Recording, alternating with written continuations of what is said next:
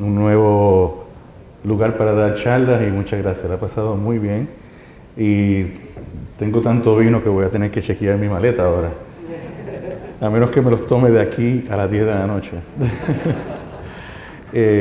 Muchas gracias por este tema, para mí este es un tema que me llega a mi corazón. Yo soy, como dijo el doctor Vargas, yo soy inmunólogo también y como dije ayer, este es el Bascom Palmer, que es la parte clínica. Tenemos 6 pisos donde tenemos salas, tenemos todas las clínicas y al otro lado de la calle tenemos el edificio McKnight, que era el edificio original de Bascom Palmer, donde tenemos nuestros laboratorios. Y como inmunólogo y experto o especialista en trasplantes, mucho de mi interés ha sido desarrollar modelos animales que sean útiles para yo poder tomar decisiones, para poder tratar a mis pacientes con enfermedades de la córnea de una forma mejor. Y lo que quisiera compartir con ustedes es cómo yo veo el futuro de los trasplantes de córnea, que fue un tema muy bonito que me dieron y me hicieron pensar más exactamente en qué dirección debemos de ir. Y es bien interesante porque esto fue en el 1945 cuando se hizo el primer trasplante de córnea que salió en la revista Life. Y para en ese momento fue un éxito completo. En el pasado este era el futuro. Y pueden ver cómo ponen como un paciente veía antes y después del trasplante. Esto fue una revolución. Y cuando uno se pone a pensar qué fue la tecnología que llevó a que este trasplante funcionara, esto es una foto que pensaban como el paciente veía antes, como veía después, que el paciente la describió.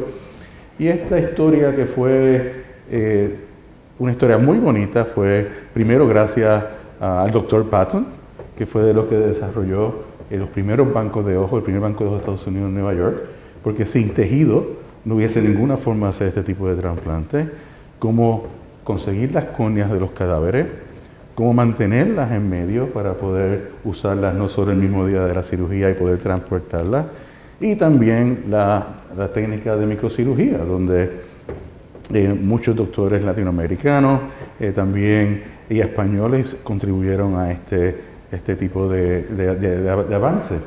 O sea que la historia de trasplante de córnea sí tuvimos nuestro momento de wow y ahora estamos cuál es el futuro. Y cuando Fernando me pregunta cuál es el futuro de trasplante de córnea de 2016, con mi bola mágica que la tengo ahí en Bascom Palmer en mi escritorio, todos los días yo la veo. Para este tipo de tema yo creo que son tres cosas nuevas que vamos a poder hacer para mejorar el trasplante de córnea, que como ya sabemos funcionan muy bien, pero pueden funcionar mejor. Y yo diría que la primera sería seguir desarrollando técnicas de inmunoterapia para evitar la prevención de rechazo, que todavía es un problema. Segundo, yo creo que la terapia celular va a ser el futuro de este tipo de recubrimiento, de tratar las enfermedades de la córnea, y especialmente porque quizás no tengamos que tener el problema inmunológico, y desarrollar córneas sintéticas o usar terapias celulares para poder reemplazar el tejido anormal de la córnea. Y quisiera compartir lo que mi laboratorio está haciendo en estos 3 campos. Como acabé la charla anterior, nosotros tenemos mucha suerte en contraste a los cirujanos de trasplante de órganos sólidos. Los pobres cirujanos generales de trasplantes tienen que conseguir donantes que estén machados para los antígenos de histocompatibilidad. Eso va a determinar en gran forma el success rate de estos trasplantes. Y estos pacientes tienen que estar, desgraciadamente, en inmunosupresión sistémica por el resto de sus vidas. Nosotros podemos ir al banco de ojos, coger una córnea que no esté con ningún tipo de match de histocompatibilidad, la ponemos en el recipiente y va a sobrevivir por lo menos 90-80% por 10 años, especialmente en los trasplantes que hablamos en la sesión pasada de bajo riesgo como queratocono. O sea que tenemos mucha suerte de que nuestro ojo o el sistema inmunológico del ojo es privilegiado y tiene muchos mecanismos para evitar rechazos comunes. Pero sabemos que eso no es en todos los casos. Tenemos los que consideramos pacientes de alto riesgo.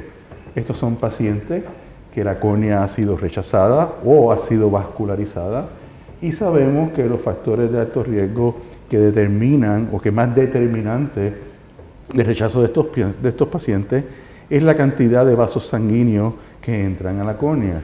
Y eso hace sentido. El sistema inmune se comunica con la córnea a través de estos vasos sanguíneos. Y no solo yo diría que son los vasos sanguíneos, pero sabemos por data de laboratorio de Corfesen en Alemania, Resadena en Estados Unidos, que a medida que estos vasos sanguíneos entran, también entran vasos linfáticos. Y como pueden ver, el rechazo de estos pacientes es alto, es bien difícil de revertir. Y yo diría que por lo menos le puedo dar la cifra en Estados Unidos, que hacemos 44,000 trasplantes de córneas al año. 20% de esos, o quizás 8% de esos, van a ser de alto riesgo. Y yo diría que esa cifra no está calculada correctamente, porque muchos de esos trasplantes de alto riesgo nadie los va a operar. Son pocos los oftalmólogos que saben hacer inmunosupresión sistémica para evitar que estos trasplantes rechacen. En contraste, en Australia, Dr. Coster, 90% de los casos que hacen son de alto riesgo, pero no son fáciles. O sea que el problema todavía es real. Cuando yo pienso en un trasplante de alto riesgo, quisiera compartir con ustedes mi opinión humilde de cómo yo lo identifico. Yo diría que hay tres tipos de trasplantes de alto riesgo. El tipo 1 es el trasplante de alto riesgo que la córnea está neovascularizada.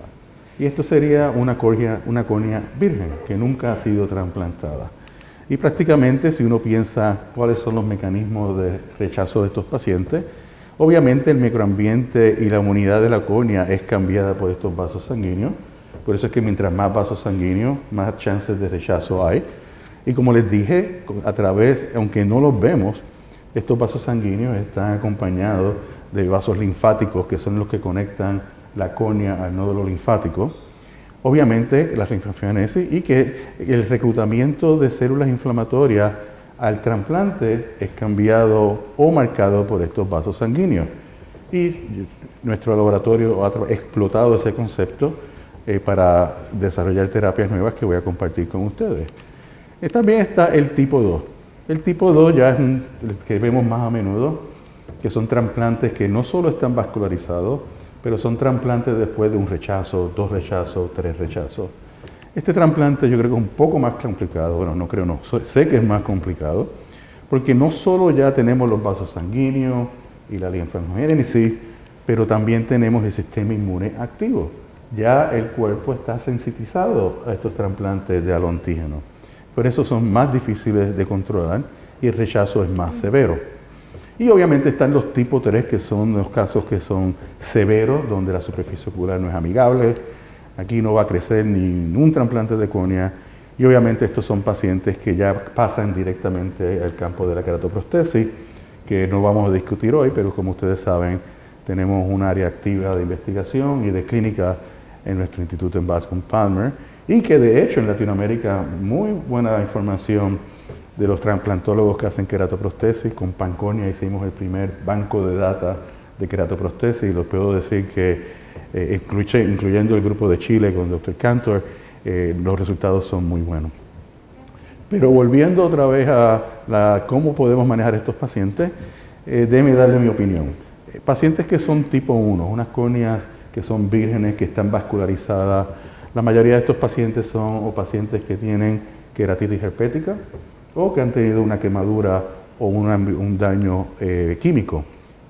Si los pacientes desarrollan solo una cicatriz y no hay vasos sanguíneos, esto es una categoría más fácil de tratar.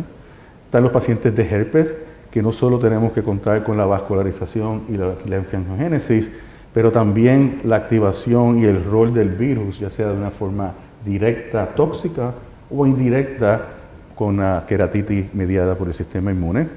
Y esos pacientes que son de daños químicos, donde no solo tenemos que trabajar con la vascularización y la linfangiogenesis, pero también con la deficiencia de células madre que está asociada con estos pacientes.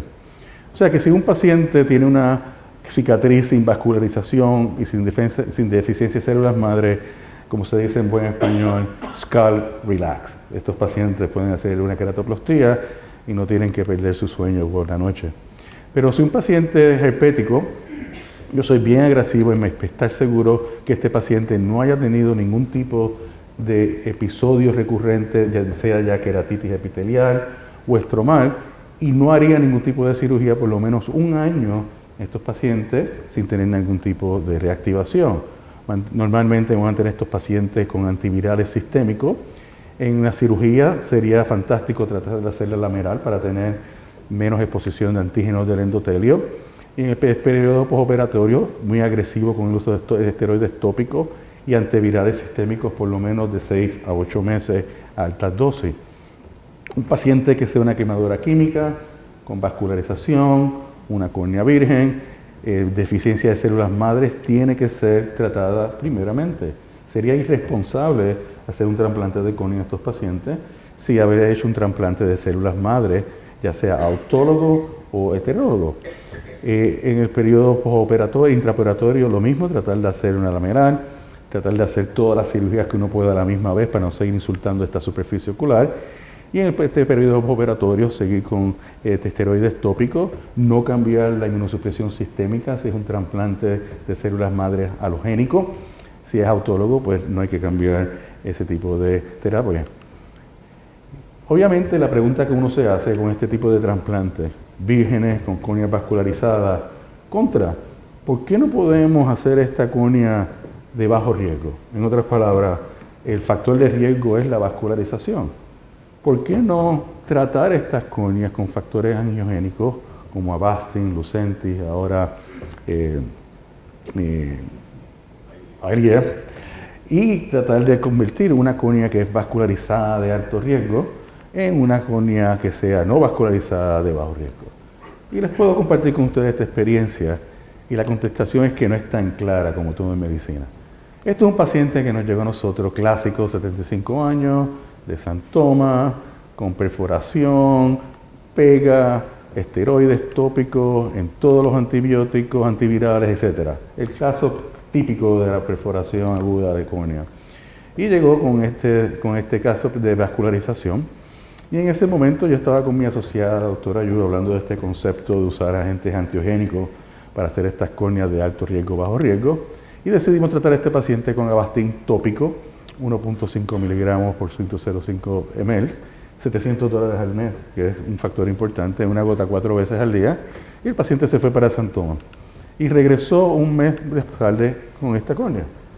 Sí les aseguro que este es el tratamiento más impresionante que hemos visto. Esto no ocurre, esto quizás sería 1% de los casos. Yo creo que con Eylea va a cambiar y qué tipo de ruta usar también.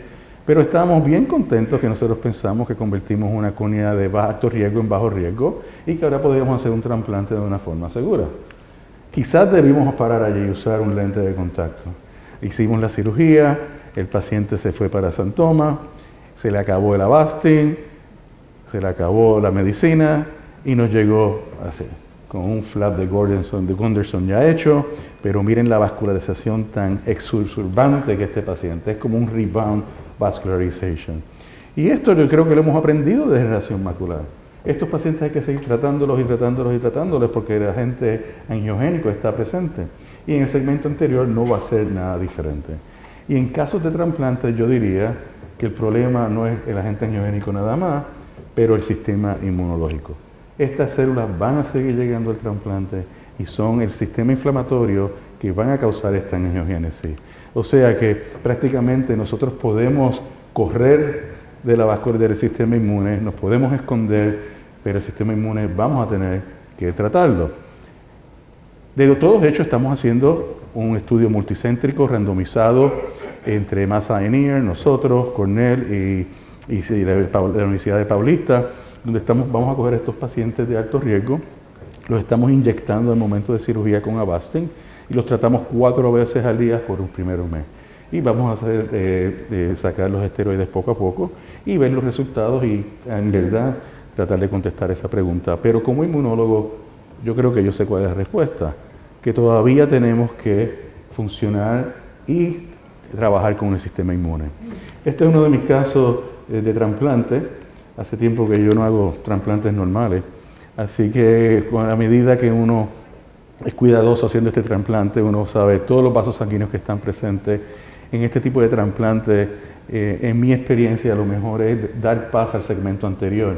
En otras palabras, si hay líos dislocados, si hay vítreo tratar de sacar todo eso y dejar un segmento anterior callado, que después se pueda rehabilitar si es necesario.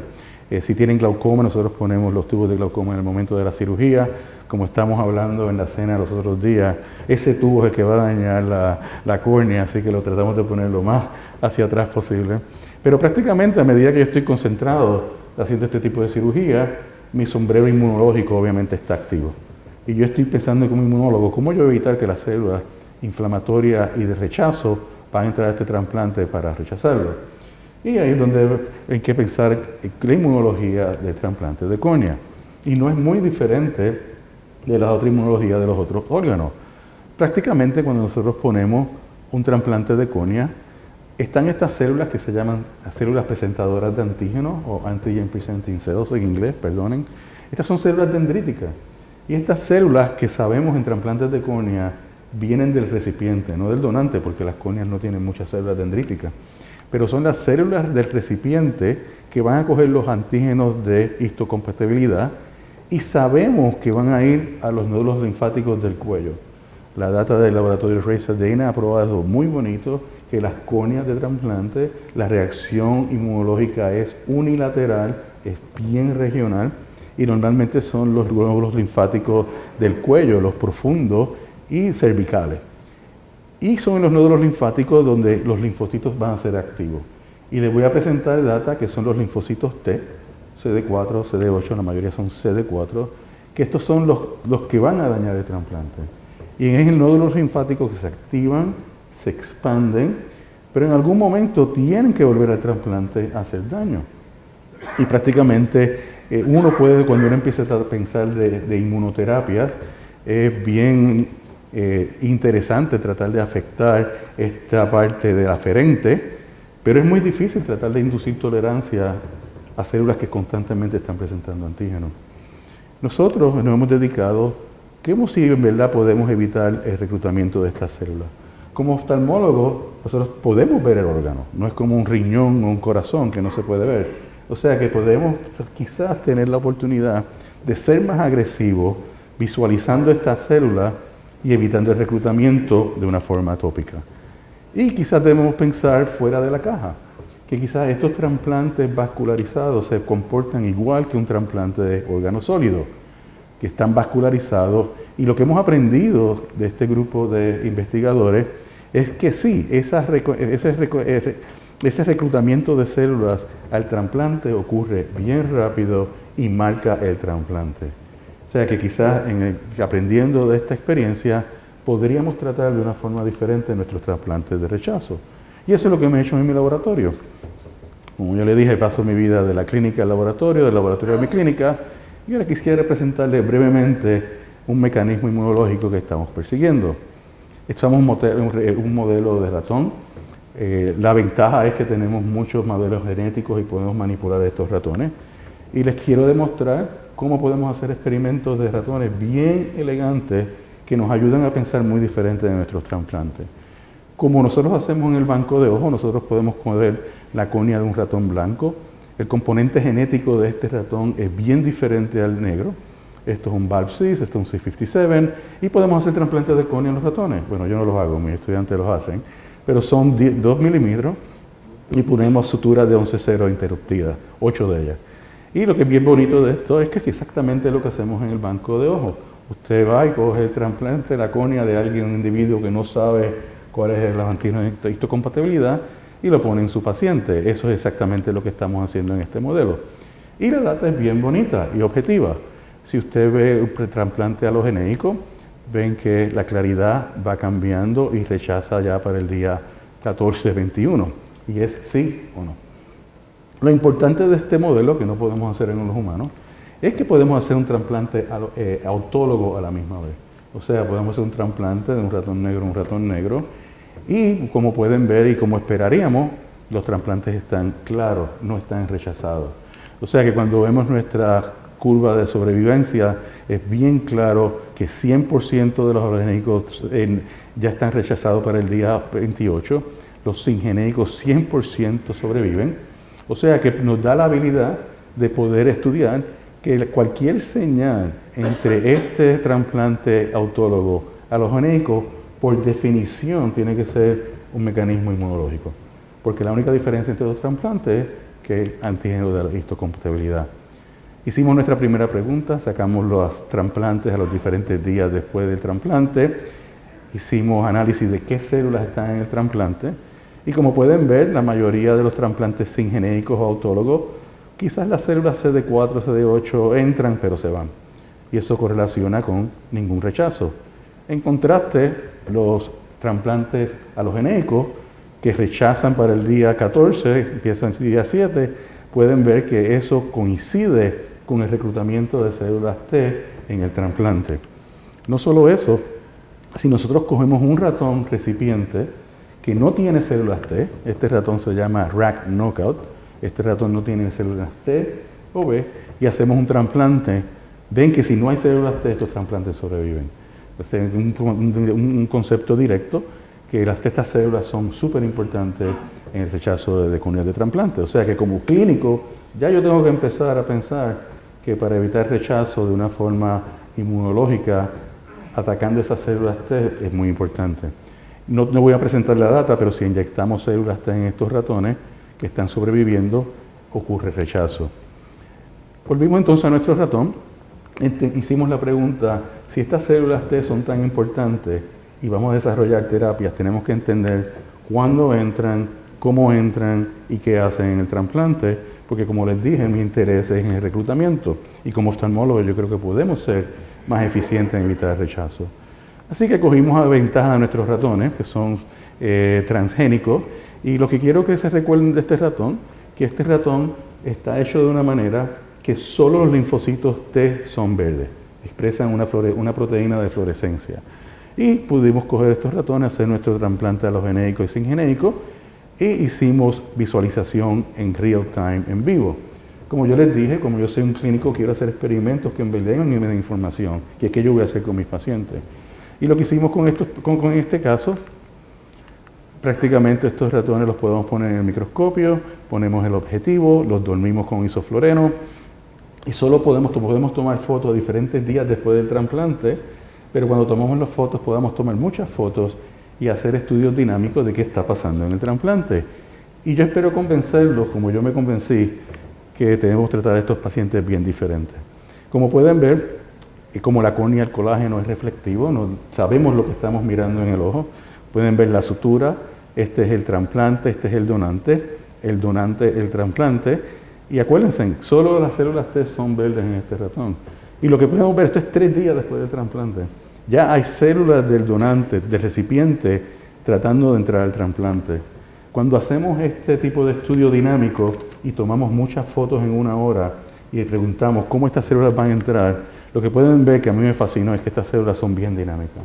Entran, tratan de entrar, esto es bien temprano, el día 3 después del trasplante, y estas imágenes las podemos reconstruir y verlas en 3 dimensiones. Y lo que pueden ver es, este es el nudo, este es el trasplante, este es el donante, el recipiente, es que estas células se están moviendo en la parte estromal anterior de la córnea.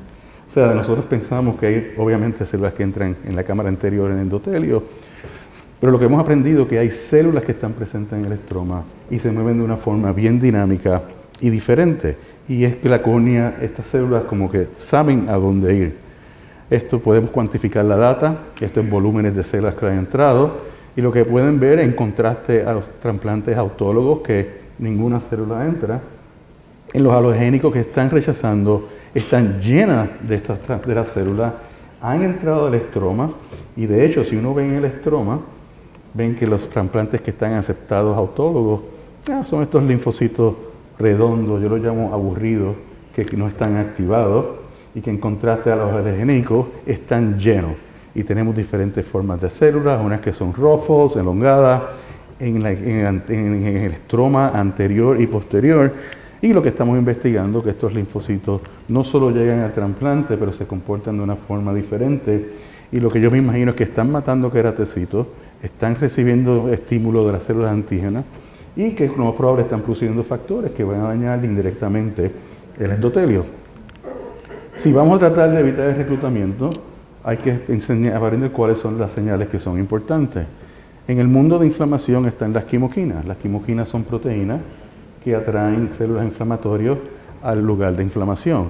O sea que era obvio para nosotros buscar si hay un cambio de quimoquinas en estos ratones. Y lo que vimos tuvimos mucha suerte, esto fue trabajo hecho por Guillermo Amezcua, que ahora está asociado conmigo, que hay tres familias de citoquinas que suben al momento del trasplante de rechazo. No le voy a hablar de este tipo de quimoquina al principio, pero voy a compartir rápidamente nuestra experiencia con estas dos quimoquinas, que es CXL10, CXL9, microNAP10, y la razón que quiero compartir esto rápidamente con ustedes, porque estas quimoquinas atraen células T activadas. Y como vieron, era el momento de rechazo. También quiero compartir con ustedes esto, porque como clínico yo obviamente quiero tratar de usar este mecanismo para evitar rechazo, y tuvimos mucha suerte porque estas quimoquinas utilizan el mismo receptor, que se llama CXCR3. O sea que con un receptor que bloqueemos, podríamos matar dos pájaros de un tiro. Y obviamente como un científico clínico, para mí eso es bien importante. Y encontramos esta molécula que se llama TAC779, que fue un non-peptide synthetic small molecule que antagoniza ese receptor. De hecho, fue hecha para HIV, porque este es el mismo receptor del virus para entrar a la célula. Y aunque se ha usado en algunos modelos de trasplante sistémico, no ha sido muy exitosa. Y aquí es como oftalmólogos nosotros somos diferentes. De la misma manera que podemos ver el trasplante, lo podemos tratar bien agresivo. Porque imagínense uno tratar de bloquear o antagonizar estas quimoquinas sistémicamente va a ser imposible. Pero en el ojo yo diría que no, porque podemos dar dosis altas, sin efectos secundarios sistémicos y más directos. Y eso fue lo que hicimos. Hicimos trasplantes de nuestros ratones que estaban rechazando, le inyectamos TAC779 después de cirugía, y lo que pueden ver es que todas esas células activadas que ustedes ven en el trasplante alogénico, con el tratamiento de bloquear estas quimoquinas, estas células se vuelven redondas, aburridas, y nosotros pensamos que son inactivadas. Sobreviven, estamos trabajando con eso, no es perfecto. Lo dimos tópicamente a diferentes tipos de cirugía. Hay un movimiento o una mejoría del sobrevivimiento del trasplante, pero nos falta todavía tiempo en categorizar mejor este sistema. Pero es una prueba de concepto que sí, este tipo de terapia tiene el potencial de poder evitar el reclutamiento de células inflamatorias. Y volvimos otra vez a nuestro sistema de imágenes del segmento anterior. Y lo que hemos hecho con Mohamed ahora Buchucha, hemos estado tratando de ver pacientes que estén bajo rechazo o antes de rechazo y ver si podemos usar el OCT como un biomarcador para poder empezar estas terapias tempranas. Y lo que podemos ver, no puedo enseñar los linfocitos siendo reclutados, pero vemos que los cambios que vemos en el segmento anterior es que la membrana de DCM se hincha y pensamos que sea un daño directo de las células que están presentes o de las células endoteliales que empiecen a fallar. O sea que no tengo TAC779 por ahora, pero como hablamos ayer, en Estados Unidos ahora mismo está esta droga que se llama Lifitegrast.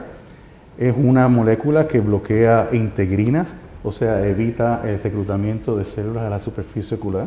Está en fase 3 ya para ojos secos, pero si es aprobada, voy a tener una terapia de antitegrina o evitar el reclutamiento de células al sitio de inflamación y podría ser utilizada en estos trasplantes. Pero por ahora, ¿cómo yo pienso como clínico basado en mi evidencia de ratones? Que ya yo sé que esas células entran bien temprano. Y cuando yo estoy viendo en la lámpara hendidura mis trasplantes que se ven claros y me siento súper orgulloso que funcionó, mi mente inmunológica sabe que esas células están tratando de rechazar y empieza bien temprano. O sea que estos pacientes ya los empiezo con Sulumedrol, el momento de la cirugía de 500 miligramos a 1 miligramo, los pongo en prednisona alta a 1 miligramo por kilo por día, no tiene que ser más de 40 a 50 miligramos, y sé que son las células T las que están afectando mis trasplantes. O sea que empiezo a usar ya agentes que bloquean células T, como tacrolimus o Prograf, a una dosis de 1 miligramos por kilo por día, que es mucho más baja de un órgano sólido, esteroides tópicos y ciclosporina. Pero la data que estamos recibiendo es muy interesante. Este es nuestro seguimiento de estos pacientes después de cirugía. Y lo que les puedo decir es que estas córneas se ven completamente escalladas, no están vascularizadas, o sea, trayendo el punto que hay que controlar la inflamación para evitar la vascularización. Estos pacientes toleran esta medicina muy bien, pero obviamente el futuro es usar medicinas tópicas. O sea que espero que le haya convencido que para el rechazo de estos trasplantes la vascularización y el sistema inmune son importantes, que yo veo mis trasplantes de una forma diferente gracias a estos modelos in vivo y espero haberlos convencido de eso, que el reclutamiento de estas células es rápido y grande y terapias de antiquimoquina yo creo que van a ser el futuro de integrina para ayudar a evitar los rechazos de estos trasplantes. Y últimamente, como les prometí, ¿cuáles son los otros dos futuros de mi bola mágica? Y yo creo que son terapias celulares. Y en los próximos 5 minutos quiero compartir eso con ustedes. En nuestro laboratorio estamos tratando de regenerar todas las partes del frente del ojo, porque yo sí sinceramente creo que este tipo de terapias celulares que nos va a ayudar. Quisiera compartir con ustedes nuestra experiencia en tratar de regenerar células del estroma y del endotelio.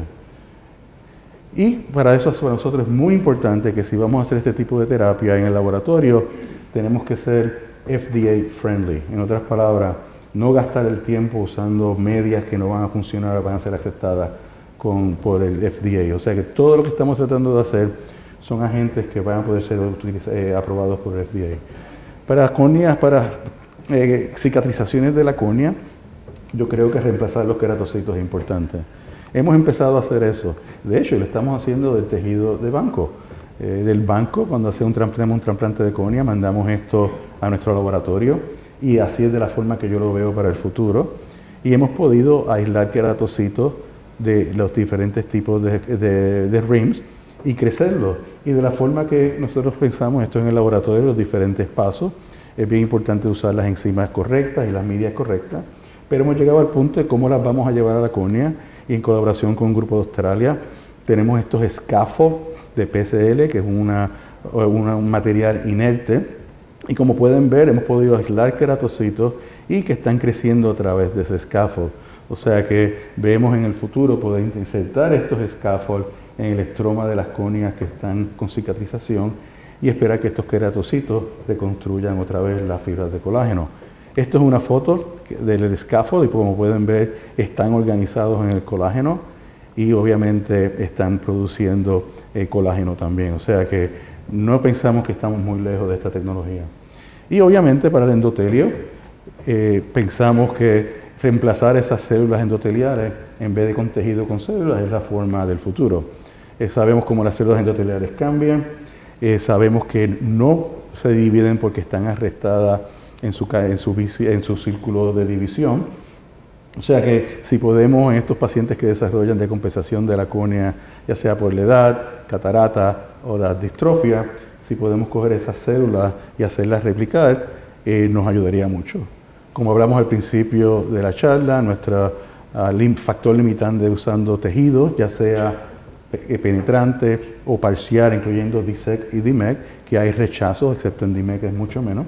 O sea que lo que hemos hecho de la misma forma con los queratocitos, del tejido del banco de ojo que se va a botar, como ven nosotros usamos todo, no botamos nada, hemos desarrollado una técnica que podemos sacar las células endoteliales que quedan en el RIM y crecerlas de una manera que sean como células endoteliales. Aquí la pueden ver de la misma forma de aislamiento, de una forma estéril, de una forma que es friendly para el FDA. Y esto es de la data preliminar donde estamos viendo que las córneas endoteliales siguen creciendo y no se diferencian, se mantienen con ese patrón de células endoteliales. Las teñimos para las diferentes extinciones que prueban que son células endoteliales y definitivamente son positivas para los marcadores de células endoteliales. Hemos medido proteínas que son hechas por células endoteliales y todas son positivas. Y lo más importante, hemos hecho función. Hay un ensayo que podemos hacer, medir la forma que estas células usan su bomba de sodio y potasio y pueden ver que estas células sí funcionan in vitro y correlaciona con el fenotipo.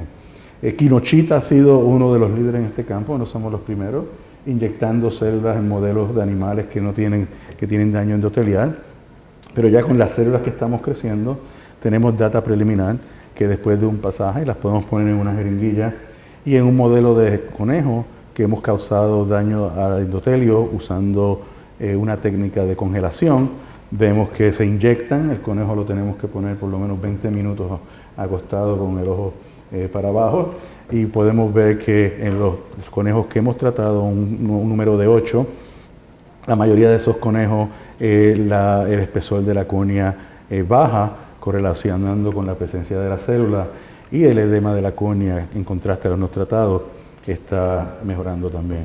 O sea que yo creo que sí. Cuando ustedes me preguntan cuál es el futuro del trasplante, evitar el rechazo y ser mejores inmunólogos nos va a ayudar a hacer eso, pero que también la terapia celular va a ser un arma complementaria a nuestra caja de herramientas